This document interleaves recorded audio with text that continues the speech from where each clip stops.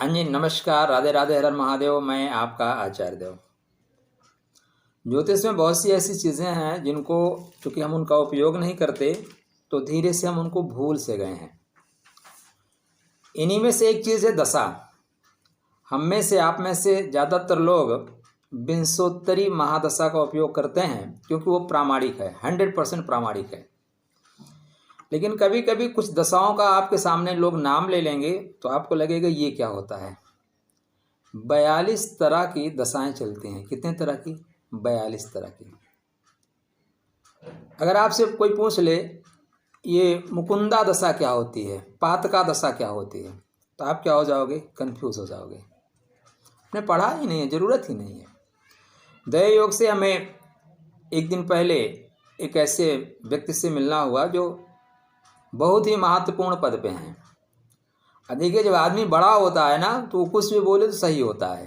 तो एक चीज़ हमने सीखी है लोगों से कि अगर बात महत्वपूर्ण है तो व्यक्ति को भूल जाइए, और व्यक्ति महत्वपूर्ण है तो बात को भूल जाइए। और यहाँ पे दोनों महत्वपूर्ण था, तो हम व्यक्ति को भी नहीं भूल सकते और बात को भी नहीं भूल सकते। तो उन्होंने प्रश्न ये किया कि अष्टोत्तरी दशा किसके लिए उपयोग की जाती है। तो मेरा उत्तर था कि क्योंकि शुक्र से संबंधित दशा है तो शुक्र के लिए उपयोग की जाती थी। उनका ये प्रश्न था स्पेशल किसके लिए की जाती है। तो क्योंकि सच्चाई यह है कि इसके बारे में मुझे ज़्यादा डिटेल जानकारी नहीं थी, तो हमने कहा कि नहीं, एक दशा थी, इसका उपयोग किया गया, बाद में प्रामाणिक नहीं है, विंशोत्तरी दशा ले ली गई। तो उन्होंने कहा कि नहीं, ये सिर्फ उन लोगों के लिए उपयोग की जाती थी जो राजस्थान में पैदा हुए। अब मज़े की बात, इसीलिए मैं वीडियो यहाँ पे बना रहा हूँ। यह दशा उनके लिए उपयोग की जाती है जो राजस्थान में पैदा हुए और जिन्होंने लड़ाई की, मतलब क्षत्रियों के लिए। किसके लिए? क्षत्रियों के लिए। तो यहाँ से मेरा मन खनका कि ऐसे कैसे हो सकता है भाई, पूरे विश्व में एक पर्टिकुलर क्षेत्र के लिए कोई दशा का निर्धारण हो, ये कैसे संभव है। उन्होंने मुझसे कहा कि भृगु संहिता में लिखा है, मैंने पढ़ा है, मेरे पास भृगु संहिता नहीं है। तो अब बड़ों से प्रतिकार करना ठीक नहीं है, उनकी बातों को मान लेना चाहिए।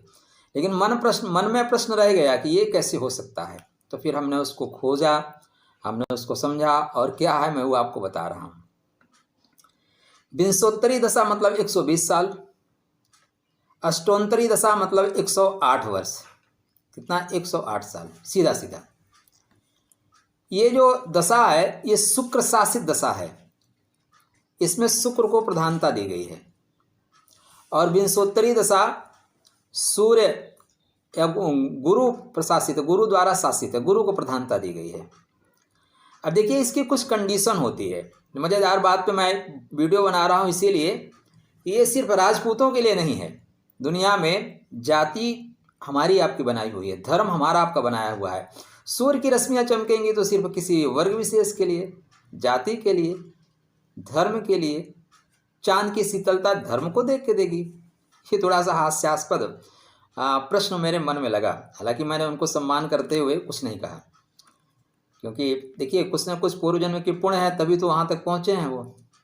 तो अब आता है कि ये अष्टोत्तरी दशा बनी कैसे।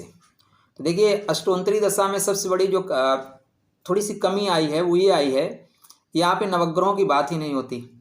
हम अपने ब्रह्मांड को 9 पार्टों में, 9 ग्रहों में विभाजित करके चलते हैं। अब विंशोत्तरी दशा उन्हीं 9 ग्रहों को लेके चलती है। अष्टोत्तरी दशा 8 ग्रहों पर ही आधारित है। एक ग्रह को ही बाहर कर दिए। किसको बाहर कर दिए? केतु को। बोले केतु की जरूरत ही नहीं है। मतलब सीधा सीधा मतलब हुआ कि ऐसे लोग जिनको मुक्ति ही नहीं चाहिए, जिनको मोक्ष नहीं चाहिए, वो अष्टोत्तरी दशा को माने, विंशोत्तरी दशा को उनको आवश्यकता ही नहीं है। जो सिर्फ भोग के लिए बने हैं उनके लिए, क्योंकि केतु वहाँ है ही नहीं, और केतु के बिना मुक्ति मिलेगी नहीं। तो इसमें शुक्र को प्रधानता दी जाती है, केतु के पूरे स्थिति को छीन लिया जाता है, केतु की स्थिति रहती ही नहीं। और यहाँ पे एक खास बात ये हो रही है, क्योंकि अब 3 नक्षत्र कहाँ जाएंगे, तो नक्षत्रों को भी परिवर्तित कर दिया गया है। सूर्य को आर्द्रा दे दिया गया है। आर्द्रा नक्षत्र किसका है? राहु का नक्षत्र है। पुनर्वसु दे दिया गया है, पुष्य शनि का नक्षत्र दे दिया गया है, अश्लेषा बुध का नक्षत्र दे दिया गया है। मैं टेक्निकल बातें आपको बता रहा हूँ कि क्यों प्रामाणिकता से थोड़ी सी ये जो अष्टोत्तरी दशा है प्रामाणिकता से दूर क्यों चली गई। देखिए आप नियमावली बना सकते हैं, लेकिन नियमावली अगर सही हुई ना तभी उसको लोग फॉलो करेंगे, नहीं तो वो नियम धीरे से खत्म हो जाएंगे। आज ज्योतिष के काम करने वाले लोगों में से किसी को फंसाना हो ना, पूछ लीजिए पातक दशा क्या होती है, किस पे लागू होती है, मुकुंद दशा है, मुकुंदा दशा क्या होती है, आपने नाम ही नहीं सुना है, आप फ्रस्ट्रेट हो जाओगे। फंसाना आसान है। तो यहाँ पे ये इसीलिए डिस्कनेक्ट हो गई कि इसमें खामियां आ रही हैं। अब हस्त नक्षत्र चंद्रमा का नक्षत्र, इसको मंगल को दे दिया गया, मंगल के पास स्वाति आ गया, मंगल के पास विशाखा आ गया, बुध के पास अनुराधा चला गया, राहु को 4 नक्षत्र दे दिए गए, उत्तर भाद्रपद रेवती मुक्ति का नक्षत्र राहु को मिल गया, अश्वनी केतु का नक्षत्र राहु को मिल गया, भरणी शुक्र का नक्षत्र राहु को मिल गया। इस वजह से ये धीरे धीरे क्या हुआ, मार्केट से आउट हो गई, मार्केट से ही आउट हो गई। तो अष्टोंतरी दशा दशल क्या बिल्कुल फेंक है? नहीं जी, फेंक नहीं है। हमारे शास्त्रकारों ने अगर कुछ कहा है तो उसमें दम है जी। 42 तरह की दशा हमारे शास्त्रकारों ने, बृहद होरा शास्त्र में 42 प्रकार की दशाओं का वर्णन हुआ है। 42 प्रकार की दशाएं कहीं ना कहीं काम करती हैं। तो कब लगाएं इसको, प्रश्न ये उठता है, कब लगाएं भाई? कोई दवा आपको खानी है तो कब लगाएं? कोरोना का बूस्टर डोज कब लगवाना है, पता होना चाहिए ना या? तो इस पे आपको फोकस करिए। शास्त्रकार कहते हैं कि आपके इसमें 3 कंडीशन लगती हैं। कितने कंडीशन? 3 कंडीशंस लगती हैं। आपके कृष्ण पक्ष में दिन का जन्म हो, कृष्ण पक्ष में दिन का जन्म हो, रात्रि का नहीं, या शुक्ल पक्ष के रात्रि का जन्म हो, तब आपको यह दशा लगानी चाहिए। लेकिन उसके पहले भी कंडीशन है, पूरा सुनिएगा। राहु आपका लग्न से केंद्र या त्रिकोण में हो। देखिए लास्ट पॉइंट जो है ना, इसी को पकड़िएगा। राहु मतलब पूर्व जन्म के कर्मा। जब राहु लग्न में होगा, केंद्र में होगा, तो पूर्व जन्म के कर्मों से आपको डायरेक्ट कनेक्ट कर देगा। राहु आपका लगन में ही है तो सीधा सीधा मतलब है कि आप पिछले जन्म की यात्रा को पूरा करने आए हो, पिछले जन्म की यात्रा को ही पूरा करने आए हो। तो ये 3 कंडीशंस ऐसी हैं जहाँ पे आपको अष्टोंतरी दशा लगाने का विधान है। लेकिन कब लगाएं? क्योंकि ये कंडीशन तो बहुत लोगों में होगी भाई। हर 50% ले लो, कृष्ण पक्ष में होंगे, दिन में होंगे, 25% तो मिल जाएंगे, रात्रि में होंगे 25%, 50% के ऊपर लगेगा। लेकिन इसको लगाते आपने देखा नहीं है, तो कैसे होगा? आप विंशोत्तरी महादशा लगा रहे हैं। विंशोत्तरी महादशा लगाने के पश्चात अगर आपको फलाफल नहीं मिल रहा है, योगिनी दशा गणना करने के बावजूद कुंडली कुछ और बोल रही है और फलाफल कुछ और हो रहा है, तब आप देखिए कि इस जातक के लगन से राहु केंद्र में या त्रिकोण में है क्या। बहुत ध्यान सुनिएगा, ज्योतिष जितना सरल है उतना ही टेक्निकल है। तब आपको क्या लगाना है कि इस व्यक्ति के लग्न से राहु केंद्र या त्रिकोण में है, मतलब 1, 4, 7, 10 या 5 और 9 में, इन 6 स्थानों पे यदि राहु है, तब शास्त्रकार आपको अनुमति देते हैं कि आप अष्टोंतरी दशा लगा के देखिए। हो सकता है दशा और ग्रहों की स्थिति आपको करेक्ट कर दे। तो ये हजारों कुंडली देखोगे ना, कितनी हजारों या लाखों, उसमें से एकाक कुंडली 2-4 कुंडली में लगाने को आपको मिलेगा। तो इसको भी आप जानिए अष्टोंतरी दशा होती क्या है, इसको अष्टोंतरी क्यों कहते हैं। देखिए 108 वर्ष की बात होती है। अब विंशोत्तरी क्या होती है? 120 वर्ष की होती है। इसमें राहु को कनेक्ट किया गया है, केतु को काट दिया गया है। केतु की मतलब मुक्ति की उनको जरूरत ही नहीं है। ये टोटल भोग या विलासिता जिनको चाहिए उनके लिए उपयोगी किया गया है।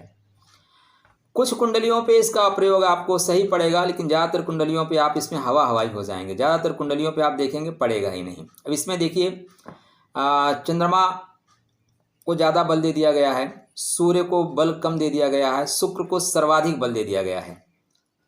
सूर्य की जो दशा है उसको 21 वर्ष कर दिया गया है। अष्टोंतरी दशा कैसे कनेक्ट करते हैं? तो सूर्य को 6 वर्ष देते हैं और चंद्रमा को 15 वर्ष दे के 15, 6, 21 कर देते हैं।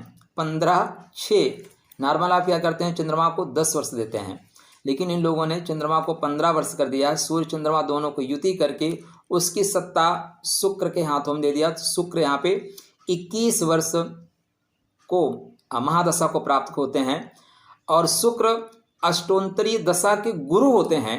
अब विंशोत्तरी दशा में क्या होता है, विंशोत्तरी दशा में सूर्य को 6 वर्ष, चंद्रमा को 10 वर्ष, दोनों को मिला के 16 वर्ष होता है। तो विंशोत्तरी दशा के गुरु कौन होते हैं, गुरुदेव बृहस्पति। और अष्टोत्तरी दशा का गुरु कौन होता है, गुरु शुक्राचार्य, जो भोग के कारक हैं, लक्ष्मी के कारक हैं, विलासिता के कारक हैं, लेकिन गुरु ज्ञान का कारक है, मुक्ति का कारक है। तो जो लोग कलिकाल में, चूँकि कुछ शास्त्रकारों की बात माने तो कलिकाल में कुछ लोगों की कुंडली में अष्टोत्तरी दशा भी काम करेगी। जो लोग धन, शक्ति, पद, कामुकता के पीछे भागते हैं, उनके कुंडली में अगर विंशोत्तरी दशा फिट नहीं बैठ रही है, तब आप देखिए उनके लग्न से राहु केंद्र स्थान में है, त्रिकोण में है, तो उनकी कुंडली पे विंशोत्तरी दशा आप लगा सकते हैं। दूसरा महत्वपूर्ण बात यह है, हाँ राधे राधे, मुक्ति हमारे जीवन का आधार है। केतु को आप डिस्कनेक्ट नहीं कर सकते, इसलिए वर्तमान समय में यह दशा धीरे से हमारे समाज से आउट हो गई है, क्योंकि लाभकारी नहीं है। और कभी भी कोई भी ग्रह, कोई भी नक्षत्र, किसी ग्रह की रश्मि जाति देखकर अगर आप कहें कनेक्ट होती है, तो फिर आप व्हाट्सएप यूनिवर्सिटी पे पढ़ाई कर रहे हैं। कहाँ पे पढ़ाई कर रहे हैं, व्हाट्सएप यूनिवर्सिटी पे। मेरे आपने मेलापक देखा होगा, मेलापक में मैंने एक बात कही है, वहाँ पे एक लिखा गया है ना कि नाड़ी दोष ब्राह्मणों को लगता है। तो मैंने एक प्रश्न उठाया था, क्या ईश्वर जातिवादी है, क्या ईश्वर जातिवादी है? अगर नाड़ी दोष, योनि दोष जो है शूद्रों को लगेगा, नाड़ी दोष ब्राह्मणों को लगेगा, तो इसका मतलब ईश्वर जातिवादी है, जाति व्यवस्था ईश्वर की दी हुई है। नहीं जी, ये जो ब्राह्मण है ना, ये क्या गुण धर्म को लेकर चलता है। आप कर्क में पैदा हुए, वृश्चिक में पैदा हुए, मीन में पैदा हुए, तो आप ब्राह्मण वर्ण हैं। वो वर्ण की बात है, ब्राह्मण राशियां हैं। आपकी सिंह है, धनु है, तो आप क्या हैं, आपके अंदर अग्नि तत्व है, क्षत्रिय हैं। तो ये राशियां जो हैं तत्व को दर्शाती हैं, जाति को नहीं दर्शाती हैं। तो आज के बाद अपने मन से इस तरह की चीज़ें निकाल दीजिएगा कि ये किसी वर्ग विशेष के लिए, स्थान विशेष के लिए होता है। सूरज जब चमकता है ना महाराज, पूरे ब्रह्मांड को रश्मि प्रदान करता है। चांद चमकता है ना, चंद्रमा अपनी अमृत वर्षा करता है ना, पूरे ब्रह्मांड के लिए। कुछ नहीं देखता किसको ईद मनाना है या किसको करवा चौथ मनाना है। तो चलिए उनका मैं शुक्रिया अदा करना चाहूँगा कि उन्होंने मुझसे ये पॉइंट ना पूछा होता तो शायद ये वीडियो मैं आपको ना देता। आपके लिए मंगलमय शुभकामना, स्वस्थ रहिए, प्रसन्न रहिए, राधे राधे करते रहिए।